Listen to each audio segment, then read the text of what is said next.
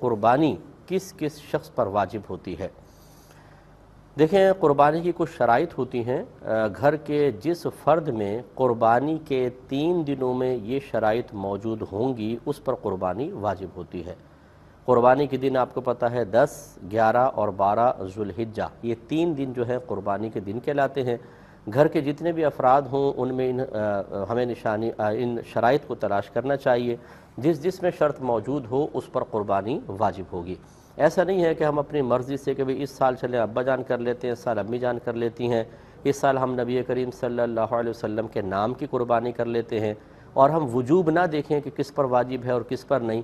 یہ طریقہ کار بالکل غلط ہے، کیونکہ جس پر واجب ہے اسے تو قربانی کرنی ہی ہوگی، اور جس پہ قربانی واجب نہیں ہے اگر آپ اس کی طرف سے کرنا چاہتے ہیں تو پہلے اپنا واجب ادا کریں۔ اگر اللہ نے استطاعت دی ہے تو دوسرا جانور ان کے لیے لے کر آئیں، یا جیسے آپ گائے لے آئے تو چلے ایک حصہ آپ اپنا کر لیا، واجب ادا ہو گیا، پھر 6 حصے آپ نفل کسی کی طرف سے قربانی کر سکتے ہیں۔ لیکن یہ طریقہ کار بالکل غلط ہے کہ ہم یہی نہ جانیں کہ ہم پر واجب ہے کہ نہیں، اور بالفرض واجب ہو رہی ہو اور ہم کسی اور کی طرف سے نفلی قربانیاں کرتے رہیں، اس میں ہم گناہ گار ہوں گے اور ثواب حاصل نہیں ہوگا۔ اب قربانی کی چند شرائط ہیں۔ نمبر 1 مسلمان ہونا، نمبر 2 بالغ ہونا، کیونکہ نابالغ پر صحیح قول کے مطابق نابالغ پر قربانی واجب نہیں ہوتی ہے۔ تیسرا ہے مقیم ہونا، یعنی انسان مسافر نہ ہو۔ مسافر وہ شخص ہوتا ہے جو شہر کی حدود سے باہر نکل گیا اور ارادہ ہو کم از کم 92 کلومیٹرز دور جانے کا، اور پھر وہ کسی شہر میں پہنچا، فرض کریں جب تک سفر میں رہے گا مسافر ہے، اور کسی شہر میں پہنچا ہو اور 15 دن سے کم ٹھہرنے کی نیت کی ہو تب بھی مسافر رہے گا۔ اسی طرح کہیں پہنچ گیا، واپس آ رہا ہے، رستے میں مسافر رہے گا جب تک کہ اپنے شہر کی حدود میں داخل نہ ہو جائے۔ تو یہ جو شرعی مسافر ہوتا ہے اس پہ قربانی واجب نہیں ہوتی ہے، تو مقیم ہونا۔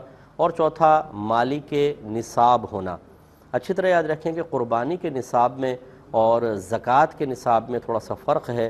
زکوٰۃ کے نصاب میں اگر سونا ہے تو کم از کم 7.5 تولہ سونا، چاندی ہو تو 52.5 تولہ، اگر کیش ہے تو 52.5 تولہ چاندی کے برابر ہونا چاہیے، جس کی مالیت آج کل 40,000 کے قریب ہے، اور مال تجارت اگر ہو تو اس کی مالیت بھی 52.5 تولہ چاندی کے قریب پہنچ جائے۔